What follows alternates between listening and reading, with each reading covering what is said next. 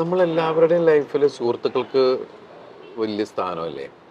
നമ്മൾ പ്രശ്നങ്ങൾ വരുമ്പോഴാണ് ഇതിൽ ആരൊക്കെയാണ് യഥാർത്ഥ സുഹൃത്തുക്കൾ എന്നൊക്കെ പറയുന്ന ഒരുപാട് കാര്യങ്ങൾ മനസ്സിലാവും. അപ്പം അതിന് വേണ്ടിയിട്ട് ദൈവം ഓരോ സാധനങ്ങൾ ഉണ്ടാക്കി വിടുക എന്ന് പറയില്ല. അപ്പം നമുക്ക് ഈ യാഥാർത്ഥ്യം മനസ്സിലാവും.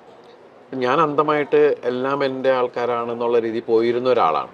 പക്ഷെ അങ്ങനെ അല്ല എന്നുള്ളത് നമുക്ക് ചില സാഹചര്യങ്ങൾ നമ്മളെ പഠിപ്പിക്കുന്നുണ്ട്. അപ്പം നമുക്ക് അതിനകത്ത് കറക്റ്റായിട്ട് വേർതിരിച്ച ആൾക്കാരെ മനസ്സിലാക്കി ചെയ്യാം. എന്ന് വെച്ചാൽ നമുക്ക് ആരോടും പരാതികളോ പ്രശ്നങ്ങളൊന്നുമില്ല. തിരിച്ചറിവ് ഇത്രേ ഉള്ളൂ. അല്ലാണ്ട് അതിൻ്റെ പേരിൽ അതെന്ന് വെച്ചിട്ടുണ്ടെങ്കിൽ എല്ലാവർക്കും അവരുടെ വ്യക്തമായ കാരണങ്ങൾ ഉണ്ടാവാം. അപ്പോൾ പിന്നെ നമുക്ക് നമ്മൾ ബോധ്യപ്പെടുക. നമ്മൾ ചില സമയത്ത് നമ്മൾ വിചാരിക്കാത്ത ആൾക്കാർ, അപ്പോൾ എൻ്റെ ലൈഫിൽ ഞാൻ സ്വപ്നത്തിൽ വിചാരിക്കാത്ത ആൾക്കാർ വന്നിട്ടാണ് കൂടെ നിന്ന് സപ്പോർട്ട്. ഞാൻ ഇയാൾക്കൊക്കെ എത്ര ഇഷ്ടമാണോ എന്നെ എന്ന് തോന്നിയിട്ടുള്ള വിഷയങ്ങൾ ഉണ്ടായിട്ടുണ്ട്. അത് വലിയ വലിയ ഇൻഡസ്ട്രിയിലെ ആൾക്കാർ. കാരണം ഞങ്ങൾക്ക് അങ്ങനെയുള്ള സാധനത്ത് ഇറങ്ങി വന്ന് വീടിനെ നമ്മൾ പാമ്പർ ചെയ്യുക എന്ന് പറയില്ലേ.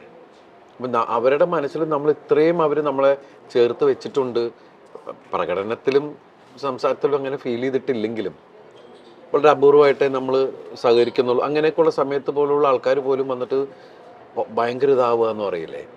എൻ്റെ വീട്ടിലെ ആൾക്കാരൊക്കെ ഭയങ്കര പാമ്പർ, ഇങ്ങനെ ആരും ഇല്ലെങ്കിൽ എല്ലാം നമ്മൾ എന്താണ് ഒരു പിടിയില്ലാത്തൊരവസ്ഥയിൽ കൂടി പോകുമ്പോഴേക്കേ അതൊക്കെ വലിയ എക്സ്പീരിയൻസ് തന്നെയാണ് ലൈഫ്. എന്നാൽ ഒരു 3 AM ഫ്രണ്ട് നമ്മൾ പറയും, രാത്രി 3 മണിക്കാണെങ്കിലും എനിക്ക് അവനെ വിളിക്കാം, എനിക്കത് ചർച്ച ചെയ്യാം. അങ്ങനെ എല്ലാവരുടെ മനസ്സിൽ അങ്ങനെ ഞങ്ങൾക്കൊക്കെ ഒരു 3 AM ഫ്രണ്ട് കാണുമല്ലോ. ദിലീപേട്ടൻ അങ്ങനെ ഒരു 3 AM ഫ്രണ്ട് ആരാന്ന് ചോദിച്ചാൽ സ്കൂളിൽ പഠിച്ചവരായിരിക്കും, ആര് വേണം അങ്ങനെ ഒരാൾ. എനിക്ക്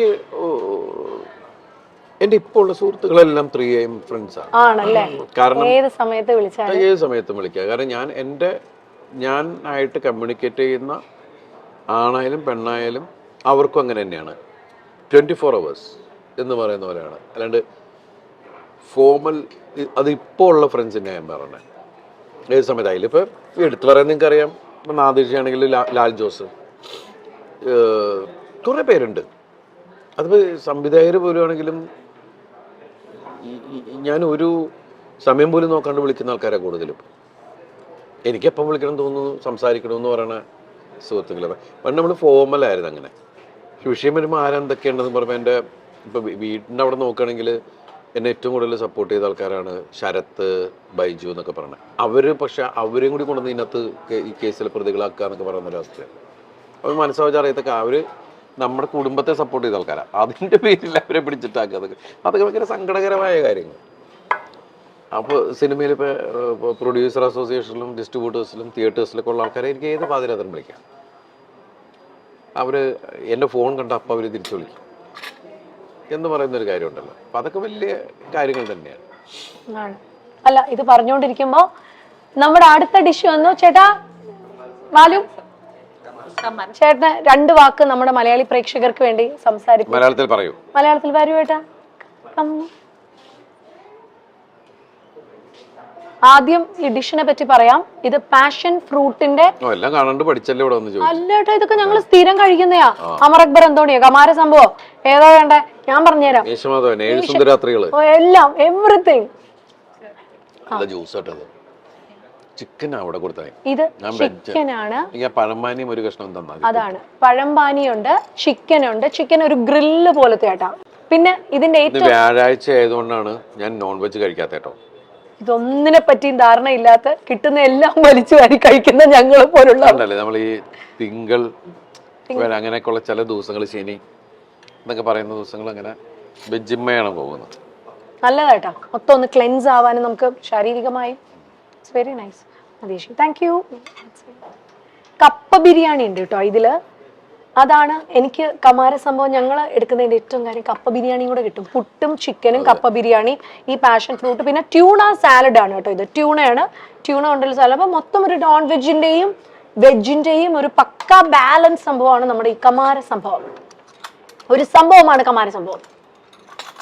ദിലീപേട്ടാ, ഇവിടെ ദിലീപേട്ടന്റെ നമ്മളിവിടെ ദേവൂട്ടിലും ദിലീപേട്ട നല്ല നല്ല പാട്ടുകൾ കേൾക്കാം. ദിലീപേട്ട നല്ല സിനിമകളുടെ ഓർമ്മകളൊക്കെ നമുക്ക് വരും. പഞ്ചാബി ഹൗസ് ഉണ്ട്, എല്ലാതരം കുട്ടികളുണ്ട്.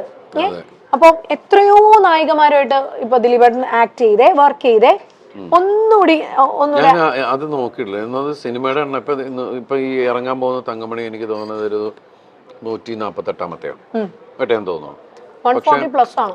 ഞാൻ അടുത്തവണ നായികമാരെ എണ്ണം ഒന്ന് പിടിക്കണം. ഞാൻ അവരോട് ഷോയ്ക്ക് പോയിട്ടുണ്ട് എൻ്റെ നായികമാരോടൊപ്പം. ആ ഷോയിൽ മുഴുവൻ എൻ്റെ കൂടെ അതുവരെ അഭിനയിച്ച ഒരു 90% ആൾക്കാർ ആ ഷോയിൽ വന്നിട്ടുണ്ടായിരുന്നു. എനിക്ക് തോന്നുന്നു 2000. ഈ ദിലീപേട്ടൻ ചിലപ്പം ഈ ദിലീപേട്ടനും ഈ പണ്ട് മണിച്ചേട്ടനൊക്കെ ഉണ്ടായിരുന്നു, വെറുതെ ഇങ്ങനെ കഥകളൊക്കെ മെനഞ്ഞ് ഇവരെ പറഞ്ഞ് വിശ്വസിപ്പിക്കുക. ഏറ്റവും പെട്ടെന്ന് ഈ കൺവിൻസ്ഡ് ആകുന്ന ഒരു നായികാരായിരുന്നു ദിലീപേട്ടൻ. ആണല്ലേ? എല്ലാവരും പറ്റിക്കണ ഒരു, കാരണം എല്ലാ കോർട്ടിസ്റ്റുകളും കളിയാക്കുക. അതാണ് സലീമൊക്കെ പറഞ്ഞത്.